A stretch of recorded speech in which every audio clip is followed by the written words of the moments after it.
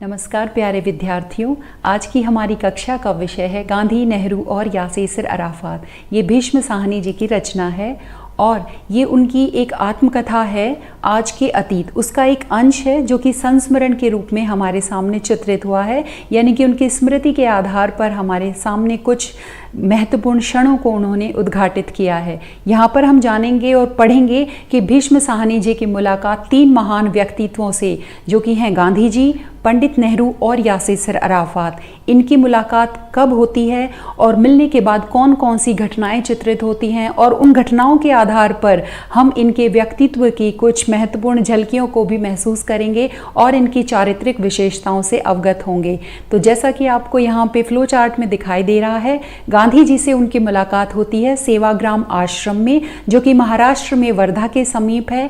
आगे हम बढ़ते हैं, पंडित नेहरू जी की मुलाकात उनसे हुई है कश्मीर में, और यासेर अराफात की भीष्म साहनी की मुलाकात है फिलिस्तीन में। तो आइए पाठ की शुरुआत करते हैं। उन दिनों मेरे भाई बलराज। देखिए यहाँ पे सबसे पहले गांधी जी से उनकी मुलाकात के कुछ क्षणों को उद्घाटित किया गया है। तो गांधी जी से वो मिलते हैं अपने भाई बलराज के माध्यम से। बलराज नाम से आप परिचित होंगे। बलराज साहनी ये एक मशहूर अभिनेता है। इनके फिल्म का एक गाना मैं आपके सामने प्रस्तुत कर देती हूँ, जिससे आप भली भांति उनसे परिचित हो जाएंगे। मेरी ज़ोहरा जबी तुझे मालूम नहीं, तू अभी तक है हंसी और मैं जवान, तुझ पे कुर्बान मेरी जान मेरी जान। आई थिंक आपको बहुत अच्छे से याद आ गया है कि मैं किन बलराज साहनी की बात कर रही हूँ। तो आइए फिल्म दुनिया से थोड़ा सा बाहर निकलते हैं और अपने पाठ की तरफ आगे बढ़ते हैं।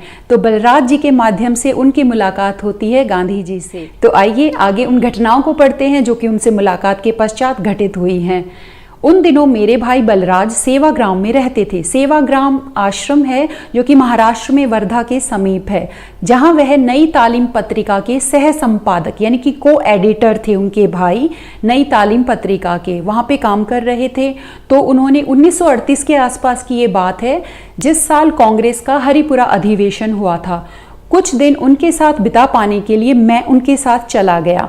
उनके पास वो चले गए हैं। मैं अर्थात भीष्म साहनी अपने भाई के पास चले गए। रेलगाड़ी वर्धा स्टेशन पर रुकती थी।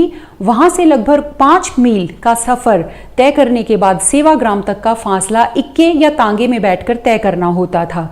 मैं देर रात सेवाग्राम पहुंचा। एक तो सड़क कच्ची थी और ऊपर से घुप अंधेरा था। उन दिनों सड़क पर कोई रोशनी नहीं हुआ करती थी। रात देर तक हम बतियाते रहे, क्योंकि काफ़ी देर वो पहुंचे और रात में फिर वो बातों का सिलसिला शुरू हो गया। भाई ने बताया कि गांधी जी प्रातः 7 बजे घूमने निकलते हैं। इधर हमारे क्वार्टर के सामने से ही वो जाएंगे। कोई भी उनके साथ जा सकता है। तुम भी मन आए तो चले जाना। मैं सकुचाया। मुझे थोड़ा सा लगा कि मैं अकेला, मैं उनको जानता भी नहीं हूँ, तो मैं उनसे कैसे मिलूँ एकदम से। मैं अकेला उनकी पार्टी के साथ कैसे जा मिलूं? तुम भी साथ चलो। वो बलराज साहनी को कहते हैं, भीष्म साहनी, कि तुम भी मेरे साथ चलो भाई। तो वो कहते हैं यहाँ पे कि मैं तो रोज ही उनको देखता हूँ। भाई ने करवट बदलते हुए, वो थक गए थे, वो सोने लगे और कहते हैं कि तुम चले जाना, मैं तो रोज ही देखता हूँ, मैं क्या करूँगा चल के साथ। फिर बोले अच्छा ठीक है चलूंगा। दूसरे दिन मैं तड़के ही उठ बैठा। तड़के अर्थात सुबह सुबह उठ बैठा और कच्ची सड़क पर आंखें गाड़े गांधी जी की राह देखने लगा। भीष्म साहनी बहुत बेचैन थे गांधी जी से मिलने के लिए। ऐन 7 बजे यानी कि ठीक 7 बजे आश्रम का फाटक लांघकर गांधी जी अपने साथियों के साथ सड़क पर आ गए। वो समय के कितने पाबंद थे, मतलब वो पंक्चुअलिटी उनकी कितनी थी, वो दिखाई देता है कि ठीक 7 बजे वो आश्रम का फाटक लांघते हैं और अपने साथियों के साथ सड़क पर आ गए। उन पर नजर पड़ते ही मैं पुलक उठा, मतलब मैं खुश हो गया, हर्षित हो गया कि अब उनसे मिलने का मौका मुझे मिलेगा। गांधी जी हूबहू वैसे ही लग रहे थे जैसे उन्हें चित्रों में मैंने देखा था। यहाँ तक कि कमर के नीचे से लटकती हुई घड़ी भी परिचित सी लग रही थी। भीष्म साहनी बहुत उत्सुक थे गांधी जी से मिलने को लेके। बलराज अभी भी बेसुध सो रहे थे। हम देर रात तक बातें करते रहे। मैं उतावला हो रहा था। आखिर मुझसे ना रहा गया। मैंने झंझोड़ कर उसे जगाया। उठो यार, गांधी जी तो आगे निकल गए हैं। मैंने तो कहा था तुम अपने आप चले जाओ। बलराज आंखें मलते मलते उठ बैठा। उन्होंने कहा कि मैंने तो कहा था तुम चले जाओ, तुम क्यों रुके हुए हो? फिर बोले मैं अकेला कैसे जाता? जिस समय हम बाहर निकले गांधी जी की पार्टी काफी दूर निकल चुकी थी। चिंता ना करो, हम उनसे जा मिलेंगे और वापसी पर उनके साथ ही होंगे, मेरे भाई ने मुझे दिलासा दिया। आखिर हम कदम बढ़ाते कुछ ही देर में उनसे जा मिले।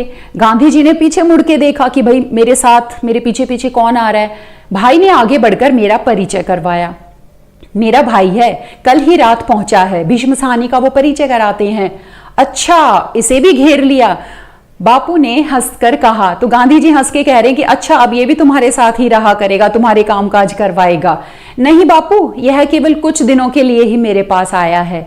गांधी जी ने मुस्कुराकर मेरी ओर देखा और सिर हिला दिया कि ओके, ठीक है ठीक है। मैं उनके साथ चलने लगा। गांधी जी के साथ चलने वाले लोगों में से एक दो को तो मैंने पहचान लिया। डॉक्टर सुशीला नैयर थी और गांधी जी के निजी सचिव यानी कि उनके जो सेक्रेटरी थे महादेव देसाई थे। मैं कभी कब आसपास देखता और कभी नीचे नजरें करके जमीन की ओर देखता, गांधी जी की धूल भरी चप्पलों की ओर देखने लगता। यहाँ पर गांधी जी की सादगी और विनम्रता को दिखाया गया है कि उनमें अहंकार या दिखावे की भावना बिल्कुल भी नहीं थी। सादा जीवन व्यतीत करते थे वो। मैं गांधी जी से बात करना चाहता था पर समझ में नहीं आ रहा था कि क्या कहूं। फिर सहसा ही मुझे सूझ गया, एकदम से उनको ख्याल आया अचानक से। फिर वो कहने लगे, आप बहुत साल पहले हमारे शहर रावलपिंडी में आए थे। मैंने कहा। भीष्म साहनी जो है वो डरते डरते हिचकते हुए बातें करने की कोशिश कर रहे थे गांधी जी से। फिर गांधी जी रुक गए, उन्होंने मेरी ओर देखा, उनकी आंखों में चमक सी आ गई और मुस्कुराकर बोले, याद है, मैं कोहाट से रावलपिंडी गया था। फिर एकदम से गांधी जी को याद आया मिस्टर जॉन के बारे में, उस दौरान मुलाकात हुई थी। तो फिर कहते हैं गांधी जी, मिस्टर जॉन कैसे हैं? मैंने जॉन साहब का नाम सुन रखा था, वे हमारे शहर के जाने माने बैरिस्टर यानी कि वकील थे, मुस्लिम सज्जन थे। संभवतः गांधी जी उनके यहाँ ठहरे होंगे, इसीलिए उनको याद है। अरे, मैं उन दिनों कितना काम कर लेता था। गांधी जी को अपना पुराना समय याद आ रहा है जब वो बहुत, उनके शरीर में चुस्ती फुर्ती होती थी और वो ज्यादा काम कर लेते थे, कभी थकता ही नहीं था।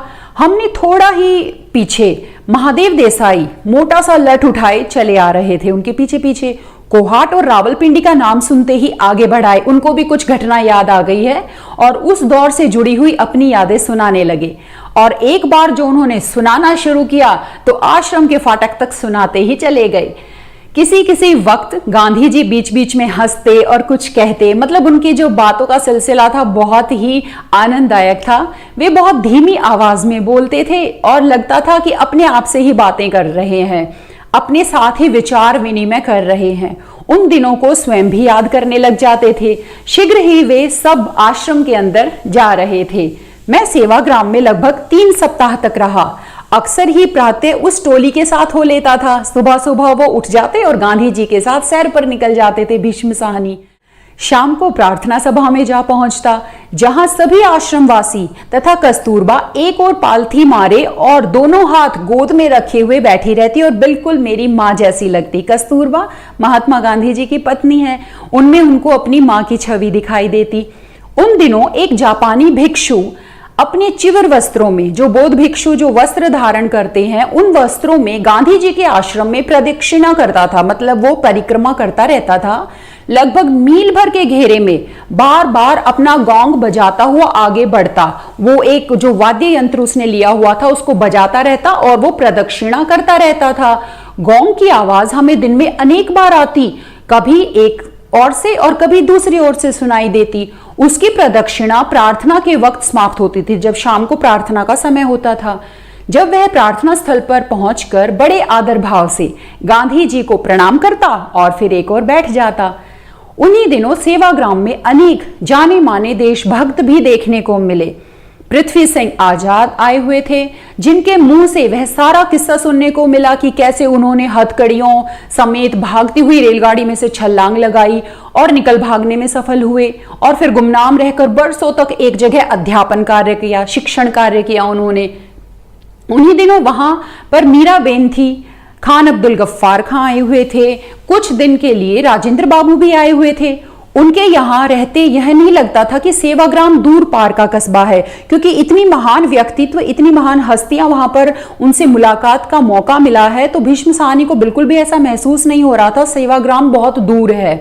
एक दिन दोपहर के समय मैं आश्रम के बाहर निरुद्देश्य सा टहल रहा था, मतलब किसी खास उद्देश्य से नहीं गया था, ऐसे ही टहल रहा था, जब सड़क के किनारे एक खोखे के पीछे से अजीब सी आवाज सुनाई दी। खोखा होता है एक लकड़ी की छोटी सी दुकान होती है। फिर वहां से एक आवाज आती है, मैं मर रहा हूं, बापू को बुलाओ, मैं मर जाऊंगा, बापू को बुलाओ। मतलब कोई आवाज लगा रहा है, तड़प रहा है और बार बार बापू को याद कर रहा है। मैंने उस और कदम बढ़ा दिए। खोखे के अंदर 15 साल का, लगभग 15 साल का एक लड़का, जो देखने में गांव का रहने वाला जान पड़ता था, हाथ पैर पटक रहा था और हांफता हुआ बार बार कहे जा रहा था, मैं मर जाऊंगा, बापू को बुलाओ। दो एक आदमी उसके पास आकर खड़े हो गए। उनमें से एक आश्रमवासी जान पड़ता था। अरे कुछ बताओ तो सही, तुम्हें हुआ क्या है? वैद्य को बुलाएं, डॉक्टर को बुला दें। वो जो था वो बार बार एक ही रट लगाए जा रहा था। वो कह रहा था मैं मर जाऊंगा। अरे कुछ बताओ तुम्हें हुआ क्या है? फिर से बापू को बुलाओ, बापू को बुलाओ। लड़का जो है बार बार दोहराए जा रहा था। बापू नहीं आ सकते, जरूरी मीटिंग चल रही है। वहां पर जो आश्रमवासी था उसने बोला कि बापू नहीं आ सकते हैं, तुम हमें बताओ क्या तकलीफ है। पर लड़का बराबर चिल्लाए जा रहा था और हाथ पांव पटक रहा था, बेचैन हो गया था। यहाँ पर बापूजी के प्रति उसकी जो श्रद्धा थी, उसका लगाव था, वो दिखाई दे रहा है, क्योंकि बहुत सारे व्यक्ति थे उसकी मदद करने के लिए, लेकिन उसको बापू ही चाहिए थे। इतने में मैंने आंख उठाकर देखा तो गांधी जी चले आ रहे हैं। दोपहर का वक्त था और अपने नंगे बदन पर खादी की हल्की सी चादर ओढ़े मैदान लांघ रहे हैं। मतलब फटाफट जल्दी जल्दी बापू वहां पर आ पहुंचे। आ गए बापू, सब चारों तरफ आवाजें होने लगी कि आ गए बापू, आ गए बापू, आ रहे हैं। आश्रमवासी ने कहा, जिस पर लड़का ऊंचा ऊंचा चिल्लाने लगा। होता है ना, जब कोई अपना करीबी आ जाता है तो उसको दुख दर्द सुनाने के लिए हम थोड़ा सा और जोर जोर से बोलने लगते हैं। तो बापू की आवाज आई, आने की आहट सुनी तो वो लड़का और तेज तेज कि मैं परेशान हूं, बापू को जल्दी से जल्दी बुलाओ, बापू मैं मर रहा हूं, मैं मर जाऊंगा। और दाएं बाएं सिर डुलाने लगा। गांधी जी उसके पास आकर बैठ गए। उसके फूले हुए पेट की ओर उनकी नजर गई। उस पर हाथ फेरा और बोले, ईख पीता रहा है? इतनी ज्यादा पी गया? तू तो पागल है। मतलब गांधी जी जो है वो झट से समझ गए कि इसको, लड़के को क्या परेशानी है। इधर नीचे उतरो, फिर और मुंह में उंगली डालकर कै कर लो, चलो। तो गांधी जी उसको आदेश देते हैं, निर्देश देते हैं कि जल्दी करो और कै कर लो। कै मतलब उल्टी कर लो, कि अंदर कोई भी अगर दिक्कत है तो वो बाहर निकल जाए उल्टी के माध्यम से। और कहते हुए हंस पड़े, तू तो पागल है। लड़का हाय हाय करता हुआ नीचे उतरा और नाली के किनारे बैठ गया। गांधी जी उसकी पीठ पर हाथ रखे हुए झुके रहे, मतलब उसको थपथपाते भी रहे बीच बीच में, ताकि उसको लगे कि हाँ बापू मेरे साथ हैं, मुझे कुछ नहीं होने वाला है। थोड़ी ही देर में उसका पेट हल्का हो गया और वह हांफता हुआ बैठ गया। कुछ देर तक गांधी जी उसके पास खड़े रहे और फिर आश्रमवासी को कोई हिदायत देकर, उन्होंने आश्रमवासी को कोई निर्देश दिया, कोई आदेश दिया और मुड़ गए और हंसते हुए कहते हुए चले गए, तू तो पागल है, कहकर मैदान पार कर गए। मतलब उनकी चिंता, उनकी उसके प्रति प्रेम, बच्चे के प्रति प्रेम सब दिखाई दे रहा है। गांधी जी के चेहरे पर लेश मात्र भी क्षोभ का भाव नहीं था, दुख नहीं था कि मुझे परेशान किया गया है या मुझे बुलाया गया है या मैं यहाँ आके परेशान हो गया हूँ, ऐसा कुछ नहीं था। वो बहुत ही विनम्र स्वभाव के साथ और उदारता पूर्वक उस बच्चे के साथ रहे और फिर वे बाद में हंसते हुए चले गए। गांधी जी हर दिन प्रातः जिस कच्ची सड़क पर वे घूमने निकलते, उसके एक सिरे पर एक कुटिया थी जिसमें एक रुग्ण व्यक्ति रहते थे। रुग्ण मतलब रोगी व्यक्ति वहां पर रहते थे। संभवतः वह दिक के मरीज थे, शायद वो दिक होता है टीबी, तपेदिक, उसके मरीज थे। गांधी जी हर दिन उसके पास जाते और उसके स्वास्थ्य के बारे में पूछताछ करते। उनका वार्तालाप जो आपस में गुजराती भाषा में हुआ करता था, क्योंकि जो उसको समझ में आता था उसी भाषा में गांधी जी उनसे वार्तालाप करते थे ताकि उनको अच्छा महसूस हो। मैं समझता हूं गांधी जी की देखरेख में उसका इलाज चल रहा था। यह गांधी जी का रोज का नियम था। तो ये कुछ घटनाएं हैं जो गांधी जी से मुलाकात के क्षण जो भीष्म साहनी ने हमारे साथ साझा किए हैं, जिससे गांधी जी के व्यक्तित्व के बारे में हम भली भांति परिचित हो जाते हैं। तो आइए पाठ को आगे बढ़ाते हैं और उनके दूसरे महान व्यक्तित्व यानी कि नेहरू जी से मुलाकात के क्षणों को ध्यान से समझते हैं और कुछ घटनाओं को जानते हैं जिसके आधार पर नेहरू जी की व्यक्तिगत विशेषताएं हमारे सामने चित्रित हो जाएंगी। तो चलिए शुरू करते हैं। तो आइए जानते हैं नेहरू जी से भीष्म साहनी की मुलाकात कैसे होती है। यह भी लगभग उसी समय की बात रही होगी। पंडित नेहरू कश्मीर यात्रा पर आए हुए थे, जहां पर उनका भव्य स्वागत हुआ था। शेख अब्दुल्ला, फारूक अब्दुल्ला के जो पिता हैं, उनके नेतृत्व में झेलम नदी पर शहर के एक सिरे से दूसरे सिरे तक, 7वें पुल से अमीराक दल तक नाव में उनकी शोभा यात्रा देखने को मिली थी, जब नदी के दोनों ओर हजारों हजार कश्मीर निवासी अदम्य उत्साह के साथ उनका स्वागत कर रहे थे। दृश्य बहुत ही अद्भुत था।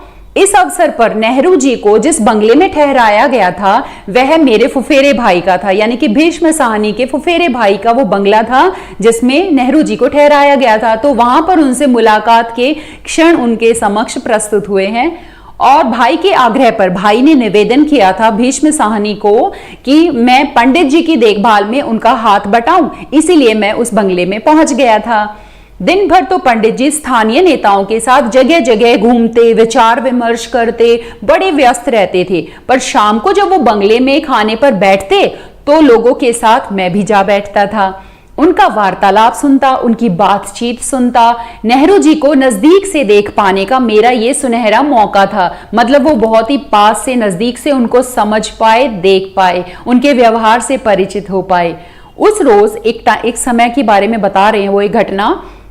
उस रोज खाने की मेज पर बड़े लब्ध प्रतिष्ठित लोग बैठे हुए थे, मतलब काफी प्रसिद्धि प्राप्त व्यक्ति वहां पर बैठे हुए थे, जैसे शेख अब्दुल्ला, खान अब्दुल गफ्फार खां, श्रीमती रामेश्वरी नेहरू और उनके पति आदि। बातों ही बातों में कहीं पर धर्म की चर्चा चली तो रामेश्वरी नेहरू और जवाहरलाल नेहरू के बीच में बहस छिड़ गई, मतलब उनके विचारों में थोड़ा सा मतभेद हुआ। एक बार तो जवाहरलाल नेहरू बड़ी गर्मजोशी के साथ तनिक तुनक कर बोले, मतलब उनको ठीक नहीं लगे, रामेश्वरी जी के जो विचार थे उनसे वो सहमत नहीं थे, वो थोड़ा सा तुनक गए, उनको नाराजगी हुई और फिर कहने लगे मैं भी धर्म के बारे में बहुत कुछ जानता हूं। रामेश्वरी चुप रही। शीघ्र ही जवाहरलाल नेहरू ठंडे पड़ गए, मतलब उनको थोड़ा सा लगा कि मुझे ज्यादा जोश नहीं दिखाना चाहिए, शांति से ही वार्तालाप करना चाहिए, और धीरे से बोले आप लोगों को एक किस्सा सुनाता हूं। और वो धर्म के बारे में अपनी जो मानसिकता, अपने जो विचार हैं उनको एक किस्से के माध्यम से सुनाना चाह रहे हैं सबके साथ। और उन्होंने फ्रांस के विख्यात लेखक अनातोले फ्रांस द्वारा लिखित एक मार्मिक कहानी सुनाई। क्या थी वो कहानी? कहानी इस तरह है कि पेरिस शहर में एक गरीब बाजीगर, यानी कि नट जो करतब दिखाता है, वो रहता था। तरह तरह के करतब दिखाकर अपना पेट पालता था और इसी व्यवसाय में उसकी जवानी निकल गई, मतलब पूरा समय उसने पूरा व्यतीत किया है इसी काम में, और अब वो बड़ी उम्र का हो चला था। क्रिसमस का पर्व था। पेरिस के बड़े गिरजे में, जो कि चर्च होता है, उसमें पेरिस निवासी सजे धजे, हाथों में फूलों के गुच्छे और तरह तरह के उपहार लिए माता मरियम को श्रद्धांजलि अर्पित करने के लिए गिरजे में जा रहे थे। गिरजे के बाहर बाजीगर जो गरीब था बेचारा, वो हताश सा खड़ा था, निराश खड़ा था, क्योंकि उसके पास माता मरियम को उपहार स्वरूप भेंट करने के लिए कोई कीमती वस्तु नहीं थी और ना ही उसके पास कुछ साफ सुथरे वस्त्र थे जिसकी वजह से वो चर्च में दाखिल हो सके। तो उसको समझ में नहीं आ रहा था कि आखिर मैं माता मरियम के दर्शन कैसे करूं और उनको भेंट स्वरूप क्या दूं। सहसा ही, यानी कि अचानक, उसके मन में एक विचार कौंध आया। मैं उपहार तो नहीं दे सकता, पर मैं माता मरियम को अपने करतब दिखाकर उनकी अभ्यर्थना, उनसे निवेदन कर सकता हूं, प्रार्थना कर सकता हूं। यही कुछ है जो मैं भेंट कर सकता हूं। जब श्रद्धालु चले जाते हैं और गिरजा खाली हो जाता है तो बाजीगर जो है वो चुपके से अंदर घुस जाता है। कपड़े उतारकर पूरे उत्साह के साथ, जोश के साथ वो अपने करतब दिखाने लगता है, माता मरियम को खुश करना चाहता है। गिरजे में अंधेरा है, श्रद्धालु जा चुके हैं, दरवाजे भी बंद हैं। कभी सिर के बल खड़े होकर, कभी तरह तरह के अंग चालन, मतलब अलग अलग क्रियाएं वो करता है और बड़ी तन्मयता के साथ, बड़ी ही शांतिपूर्वक और मन लगाकर, दिल लगाकर वो सारे करतब करता है और एक के बाद एक करतब करता है, यहां तक कि वो हांफने भी लगता है, थक जाता है, उसकी सांसें उखड़ने लगती हैं। उसके हांफने की आवाज कहीं बड़े पादरी के कान में पड़ जाती है और वह यह समझता है कि कोई जानवर जो है वो गिरजे में आ घुसा है और गिरजे को दूषित कर रहा है। भागता हुआ वो गिरजे के अंदर आता है। उस वक्त बाजीगर जो है वो सिर के बल खड़ा और अपना सबसे चहेता, सबसे कठिन जो कर्तव्य है वो बड़ी तन्मयता से, बड़े ध्यान पूर्वक वो दिखा रहा था माता मरियम के समक्ष। यह दृश्य देखते ही बड़ा पादरी तिलमिला उठता है, उसको गुस्सा आ जाता है, वो झल्ला जाता है कि एक ऐसा व्यक्ति जो गरीब भी है और जिसके पास कुछ भेंट स्वरूप भी नहीं है और बिना किसी की अनुमति के वो गिरजे में कैसे आ गया। तो एकदम से पादरी जो है वो गुस्से से लाल पीला हो जाता है। माता मरियम का इससे बड़ा अपमान क्या होगा, उसको लगा कि इसने तो माता मरियम का अपमान कर दिया है। आग बबूला वह नट की तरफ बढ़ता है कि उसे लात जमाकर गिरजे के बाहर निकाल दे। वो सोचने लगता है कि चलो इसको बाहर निकाला जाए। वह नट की ओर गुस्से में बढ़ ही रहा था तो क्या देखता है कि माता मरियम की मूर्ति उस अपनी जगह से हिली और माता मरियम अपने मंच से उतर गई हैं और धीरे धीरे आगे बढ़ती हुई नट के पास जा पहुंची हैं और अपने आंचल से हाफते हुए नट के माथे का पसीना पोंछती हैं। जैसे होता है ना, एक माँ अपने बच्चे को सहलाती है, वो थक गया है तो उसको उसके माथे का पसीना पोंछती हैं और उसके सिर को सहलाने लगती है। यह कहानी नेहरू जी के मुंह से सुनी। मेज पर बैठे सभी व्यक्ति दत्तचित्त होकर सुन रहे थे। बहुत ध्यानपूर्वक उन्होंने ये सब कुछ, सारा जो किस्सा है वो उन्होंने सुना। नेहरू जी, अब इस सारे किस्से के पीछे क्या वास्तविकता थी, यहाँ पर जो नेहरू जी की धार्मिक विचारधारा है उसको दृष्टिगोचर किया गया है कि वो एक संकीर्ण मानसिकता के बिल्कुल खिलाफ थे और वो मानते थे कि धर्म पर किसी का भी एकाधिकार नहीं है। हर व्यक्ति को धर्म को अपनाने का, स्वीकार करने का, उसको प्रदर्शित करने का अपना एक तरीका होता है जिसमें उसे पूर्ण स्वतंत्रता होती है। नेहरू जी की धर्म के प्रति उदारता और उनका मानना कि ईश्वर की आराधना का अधिकार सबको है। तो इस कहानी से ये जो उनकी मानसिकता है वो स्पष्ट हो जाती है। आइए अगली घटना की तरफ बढ़ते हैं। नेहरू जी का कमरा ऊपर वाली मंजिल पर था, जिसके बगल वाले कमरे में मैं और मेरा भाई, फुफेरे भाई जो हैं वो टिके हुए थे। उस रात नेहरू जी चिट्ठियां लिखवाते रहते थे, रात तक, देर रात तक वो काम करते रहते थे। सुबह सवेरे मैं उठकर नीचे जा रहा था तो नेहरू जी के कमरे के सामने से जब मैं गुजर रहा था तो मैंने देखा कि नेहरू जी फर्श पर चरखा काट रहे हैं। उनकी पीठ जो है वो दरवाजे की तरफ थी। उन्होंने भीष्म साहनी को वहां से गुजरते हुए नहीं देखा। मैं चुपचाप नीचे उतर आया। नीचे आकर मैंने देखा कि बरामदे में तिपाई पर एक अखबार रखा हुआ है। मैंने अखबार उठा लिया, बरामदे में खड़ा उसकी नजरसानी करने लगा, उसको ध्यानपूर्वक अखबार को देखने लगा। मैं अभी अखबार देख ही रहा था कि सीढ़ियों पर से किसी के उतरने की आवाज आई। मैं समझ गया कि नेहरू जी उतर रहे हैं। उन्हें उस रोज अपने साथियों के साथ पहलगांव के लिए रवाना हो जाना था। अखबार मेरे हाथ में था, तभी मुझे एक बचकाना सी, यानी बच्चों जैसी हरकत सूझी। और क्या करते हैं भीष्म साहनी, मैंने फैसला किया कि मैं अखबार पढ़ता रहूंगा और तभी नेहरू जी के हाथ में दूंगा जब वो मुझसे मांगेंगे। कम से कम एक छोटा सा वार्तालाप तो इस बहाने हो जाएगा। यहाँ पर वो नेहरू जी से बात करने की उनकी उत्सुकता दिखाई दे रही है कि किसी ना किसी बहाने से तो नेहरू जी से बात हो जाए। नेहरू जी आए, मेरे हाथ में अखबार देखकर चुपचाप एक और खड़े हो गए। अब जैसा भीष्म साहनी ने सोचा था वैसा तो कुछ हुआ नहीं। नेहरू जी आए, उन्होंने अखबार लिया और अपना अखबार लिए बिना वो साइड में खड़े हो गए चुपचाप। वह शायद इंतजार कर रहे थे खड़े होके कि मैं स्वयं अखबार उनके हाथ में दे दूंगा। मैं अखबार की नजरसानी क्या करता, मेरी तो टांगे लरजने लगी। वो कांप रहे हैं, डर रहे हैं कि ये क्या हो गया, मैंने जो सोचा था वैसा तो कुछ हुआ नहीं है और गांधी जी ने मुझसे नेहरू जी ने मुझसे अखबार भी नहीं मांगा है। तो उनको डर लग रहा था कि नेहरू जी कहीं बिगड़ ना जाए, गुस्सा ना हो जाए कि मुझे अखबार क्यों नहीं दे रहा है। फिर भी वो अखबार से हिम्मत करके वो अखबार को थामे रहे। कुछ देर बाद नेहरू जी धीरे से बोले, आपने देख लिया हो तो क्या एक नजर मैं भी देख सकता हूं। सुनते ही मैं पानी पानी हो गया। मतलब वो बिल्कुल लज्जित हो गए, शर्मिंदा हो गए कि मैंने उनको अखबार नहीं दिया और उन्होंने गुस्सा भी नहीं किया और इतने प्यार से, इतने विनम्र स्वभाव के साथ वो मुझसे अखबार ले रहे हैं और उन्होंने अखबार उनके हाथ में दे दिया। तो यहाँ पर कुछ घटनाओं के माध्यम से हमने नेहरू जी के व्यक्तित्व को समझा है। आइए अब आगे बढ़ते हैं। यासिर अराफात से भीष्म साहनी की मुलाकात किन परिस्थितियों में हुई है और यासिर अराफात के माध्यम से, उनके साथ घटी हुई घटनाओं के माध्यम से हम उनके चारित्रिक विशेषताओं को जान लेते हैं। यासिर अराफात से भीष्म साहनी की जो मुलाकात हुई है वो ट्यूनिस में हुई है। आइए पढ़ते हैं।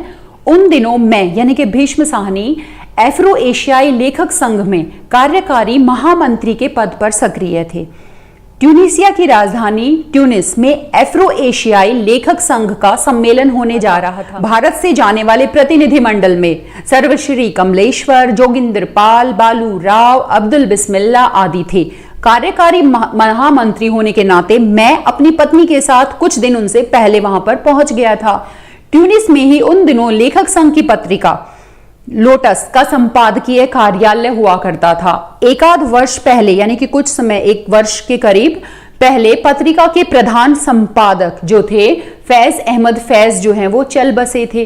ट्यूनिस में ही उन दिनों फिलिस्तीनी अस्थाई सरकार का सदर मुकाम, यानी कि जो प्रमुख कार्यालय था वो वहां पर हुआ करता था।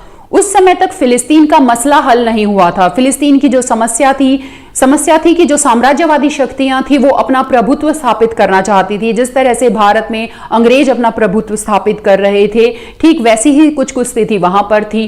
तो उनका जो वो मसला है, समस्या है, वो हल नहीं हो रही थी। और ट्यूनिस में ही यासिर अराफात के नेतृत्व में वह अस्थायी सरकार वहां पर काम कर रही थी। लेखक संघ की गतिविधि में फिलिस्तीनी लेखकों, बुद्धिजीवियों और अस्थायी सरकार का बड़ा योगदान था। एक दिन लोटस के तत्कालिक संपादक में मेरे होटल में वो आए, भीष्म साहनी से मिलने के लिए वो आते हैं, और उन्होंने कहा कि मुझे और मेरी पत्नी को उस दिन सदर मुकाम, यानी कि जो मुख्य कार्यालय है, वहां पर उनको आमंत्रित किया गया है। उन्होंने कार्यक्रम का ब्यौरा नहीं दिया, तो भीष्म साहनी समझ नहीं पाए कि वो किस पर्पज से, किस उद्देश्य से उनको वहां पर बुलाया गया है। अचानक से केवल यह कहकर चले गए कि मैं 12 बजे तुम्हें लेने आऊंगा।